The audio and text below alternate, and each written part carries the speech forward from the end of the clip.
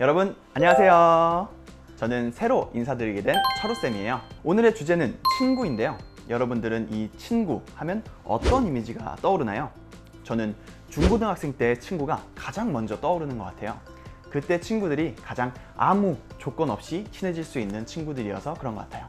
그런데 여러분들 혹시 이렇게 만났다가 헤어지는 친구들 말고 언제나 우리 곁에 있는 친구들이 있다는 사실을 알고 계신가요? 오늘 제가 말씀드리고 싶은 친구는 바로 언제나 주변을 돌아보면 보이는 자연 만물에 대해서 이야기를 해보려고 합니다. 참 부모님께서도 언제나 이 자연 만물을 친구로 여기시며 지내오셨는데요. 먼저 참 아버님의 자서전 내용을 한번 볼까요? 마음을 텅 비우고 자연을 온몸으로 받아들이면 자연 따로 나 따로가 아닙니다.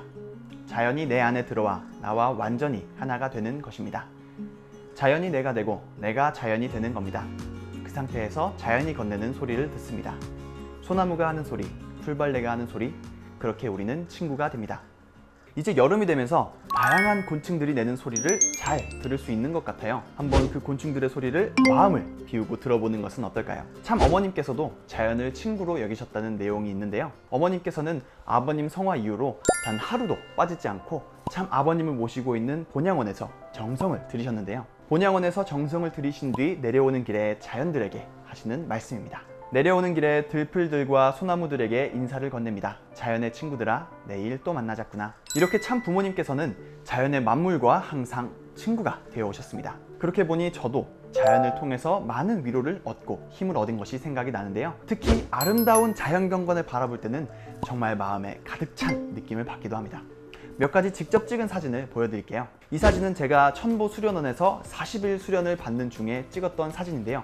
찍는 순간 와, 하늘에 천사가 있나? 하는 생각이 들었던 사진이에요. 그림자와 구름이 정말 아름다운 그림을 만들어낸 사진이었어요. 또 같은 장소에서 찍은 사진이 하나 더 있는데요. 찍는 순간 하늘로 빨려 들어가던 듯한 느낌을 받은 그런 사진입니다. 이때는 찍으면서 하늘이 나를 반겨주는 듯한 느낌을 받기도 했는데요. 그러면서 참 감사하다는 마음을 갖기도 했습니다. 그리고 등산을 제가 정말 좋아하는데요. 한번 정상에 올라가서 찍은 영상이 있는데 그 영상 같이 보시겠습니다.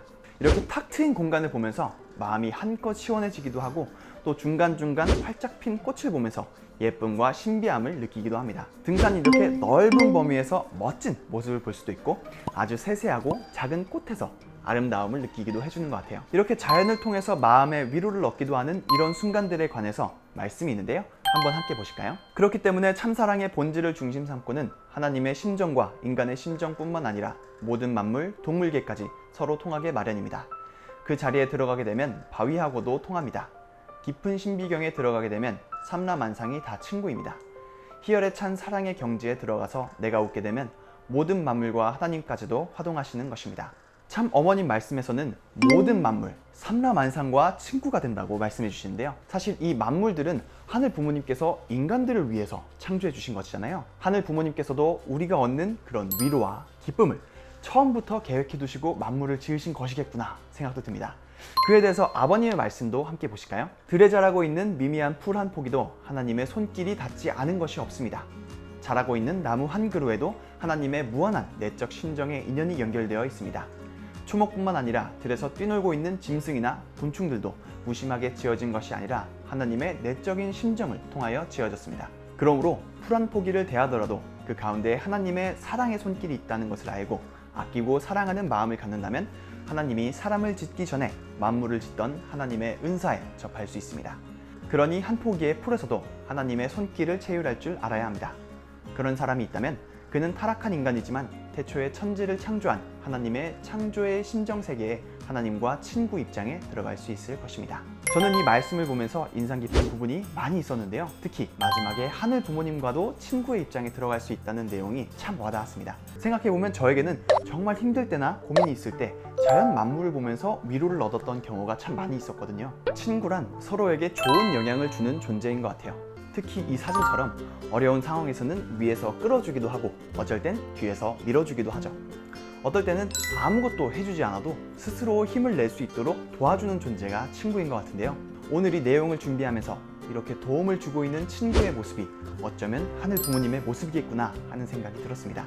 우리 주변에 항상 보이는 자연 만물들처럼 하늘 부모님께서도 언제나 우리 곁에서 우리를 끌어주기 위해 함께하고 계시겠구나 생각이 들었는데요. 언제나 여러분들 주변에서 항상 도와주시기 위해 부단히 노력하시는 하늘 부모님을 우리도 꼭 느낄 수 있었으면 좋겠습니다. 마지막으로 참부모님 말씀 보시겠습니다. 하나님의 사랑을 중심한 창조 이념 세계, 즉 대우주의 모든 존재물은 어느 것 하나도 하나님의 심정 밖에서 생겨난 것이 없습니다. 그렇기 때문에 존재하는 모든 것은 하나님의 사랑의 손길을 거쳐서 나온 것이요, 반드시 하나님과 심정적인 관계를 맺고 존재하고 있다는 사실을 여러분은 철두철미하게 알아야 되겠습니다. 지금 이 코로나 시대 너무 답답하시죠? 방에 혼자 계속 있다 보니 자꾸 혼자만의 생각에 갇히게 되는 경우가 많은 것 같습니다. 정말 힘들 때 한번 자연으로 산책을 나가보는 것은 어떨까요? 주변의 공원이나 뒷산처럼 자연을 느낄 수 있는 공간에 가서 넓은 자연을 느껴볼 수 있으면 좋겠습니다. 말씀 내용처럼 만물을 보면서 하늘 부모님의 심정을 통해 만들어진 것을 생각할 수 있으면 좋겠고요. 그 속에서 하늘 부모님의 손길을 느껴볼 수 있으면 좋겠습니다. 주변에 아무도 없다면 말을 걸어보셔도 재밌을 거예요. 여러분들에게 큰 위로를 줄 수 있기를 바라고요. 잘 들으셨다면 구독과 좋아요, 알림 설정까지 부탁드려요. 다음 주에 만나요.